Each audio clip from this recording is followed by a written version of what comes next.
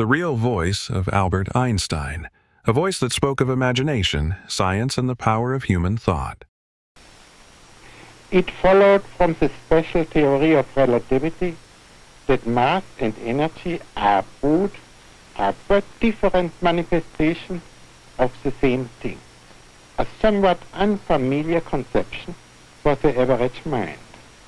Furthermore, the equation E is equal mc squared, in which energy is thought equal to mass multiplied with the square of the velocity of light, showed that very small amount of mass may be converted into a very large amount of energy, and vice versa. The mass and energy were in fact equivalent, according to the formula mentioned above. This was demonstrated by Cockcroft and Walton in 1932 experimentally.